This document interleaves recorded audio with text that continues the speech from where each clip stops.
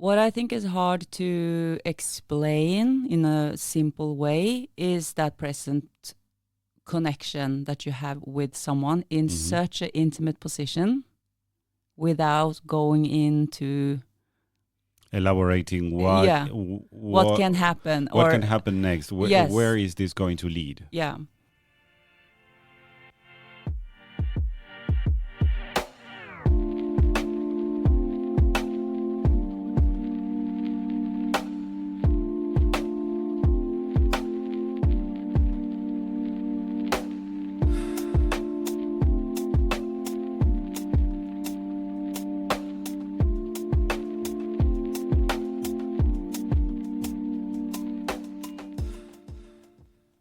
Why do we need to have those intimate positions in Tantra? That's why I compare it to being in a relationship where you you can be in a bad relationship and the intimacy can be gone, but you still have had a sexual relationship in some form. You have physical proximity, you have physical interaction, there is no intimacy. But I feel like why we use these intimate positions in Tantra is when you do that with someone that you don't have any intention with the sexual act and you just harness that energy with 100% pure intention. That is also the combination we spoke a lot about, having the pure intention. It's something very almost impossible in that, to be man or woman or male energy, female energy or whatever you call it, mixed in a very intimate position, and to be in that moment where you don't have any thought about what is going to happen next. Yes. And when you put yourself in that intimate position and you can experience that with that state of mind where you are just 100% pure and you have that deep compassion for the other, it's nothing else that matters than just feeling the well-being of what is going on, and not even think for a moment that is this unpure or what can happen or is something going. It's just a very strange experience. I don't even know how to explain it. The thing is, if you can have such an intimate act with someone that is not going to be part of your intimate life ever. Yes, exactly. That gives you the tool to have honest, deep connections with every person that you want to. Thank you. And that is so powerful, yes. So powerful. And that's why to reach to that state, you need, that's why we do those practices with a teacher or with someone else than your significant other. Because there if is people ask or wonder. Yeah, because there are no egos involved. The teacher is there for the greater good, for passing that. Sometimes I asked him a couple of times and he said, sometimes you are there to hold space for the other person to heal, to understand that the armor is needed in certain parts of your life, but there are places where the armor belongs to the door. It needs to be left at the door and you need to enter in that vulnerable space. And that observation can lead to not only recognize the love that the other person brings, but at one point you start to fill up on that and you start to love yourself. Because you recognize that there is such thing as unconditional pure love with no attachment. For me, was one of the most healing experiences. If I have to mark a turning point in my life, I think this was the moment where I was like, so all the things that I lacked in my past are not really needed, and I can do this with people without wanting anything further. So I can have honest, deep relationship or meaningful relationships with any human beings. And that, to arrive to the point of what is after that, it was a cascade of significant conversations, feeling less shame about myself, listening from another perspective. It's it doesn't stay in the experience. That's what I mean. It's like you dive into something and then you have the experience with you. And you feel safer in your own skin. Yeah, That's the thing. Mm. And I have to clarify this because when I heard the prior episodes and everything, I spoke a lot about love and intimacy, but we never had like a sexual experience in the sense of feeling attached to one another. I think I had like a warning before we went into this episode. Okay. I said a lot of the conversations we are going into now is not really about sexual relationships. Yes. I think I said it before we went into. Yeah, I know it's very hard to lift a prejudice around this, but I think that the best way is not convincing someone, is going through the experience.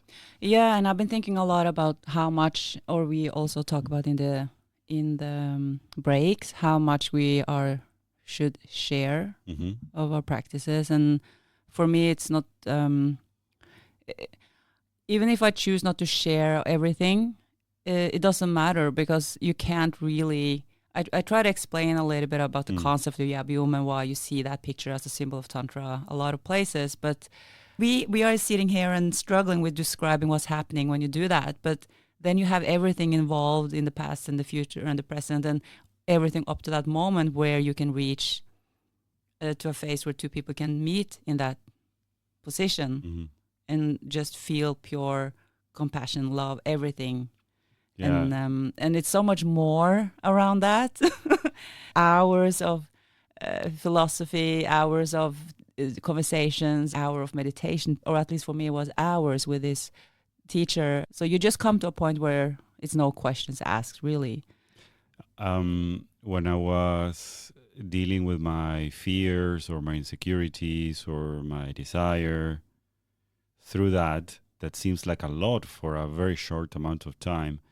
At one point when I started talking, because that is what I do, clearly, he put one finger on his lips and he put my hand in his heart and he put his hand in mine.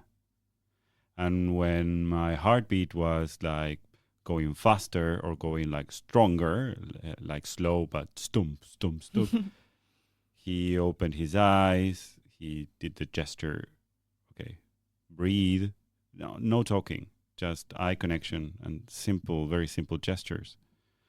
And all the cognitive process that came after that, it was like, because, okay, slow down, be there, come back, with no words. I know, it's the same for me.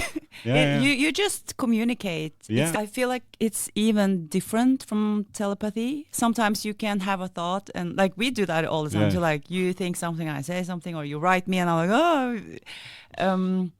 But I don't know. In this particular practice, I felt, it's so cliche, but I felt we were logged on to the same source. It wasn't even a question of communicating and talking to each other. It was almost like the information was just there. And then it was like the answer was already answered without me putting the answer out. And that was such a weird feeling. It's like a question could arise, and then let's say the question comes from the gut area. Yes. I could have a sensation of, wow, imagine to be this close to someone and feel this pure, or it was just this pure feeling.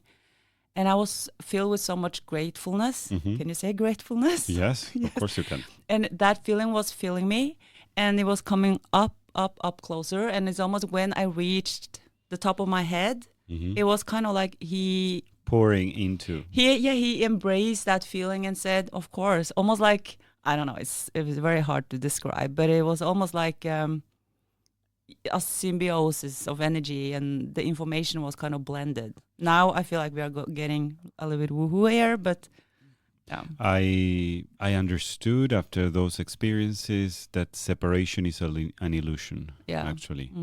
I know that this sounds super cliche, but we think that the separation between you and me is only perceived by a very small portion of your brain, that is the Broca and the Wernicke area that talk to each other in the left hemisphere for most people. And those are the areas that create the language. And constantly we're saying, I am Lucas, I am a therapist, I am, and I'm trying to sustain this ego, this monologue that I have with myself, that I am separated from others. But for the rest of your brain, for the rest of the human experience, you're part of the flock. You're part of the herd. You are part of the tribe. And those edges are continuously melting with one another. When you know how to tap into that, this is when I heard the episode where we spoke about the illusion of solitude, that after the Tantra practice, you didn't feel alone anymore because you realize that you never are. It's connected to this. It's connected to this. Separation is an illusion, and you discover that through this kind of practices. Yeah, I think that is a good ending. Thank you. So that's why we do these practices, but again, takes a lot of dedication. I would say the dedication is not towards being perfect or skilled or anything. The dedication I feel on the path of Tantra is to be as childlike as you can be. Go in, awesome. Go in with the childlike mind. Yes. I remember my teacher; he always teased me and said, "You're just like a little child," with all my questions and everything. And of course, life gets in the way, and we need to be adults and think about the bills and everything. Yeah. But I'm not saying we are in this state all the time, because then we will be lost. But a little bit of that in my life, I feel like it's very good. It's very welcome. Nutritious. Yes, and I try to have that little bit, a little bit more, and then have moments where I can tap into that. I love it. Thank you so much. Thank you. Thank you too.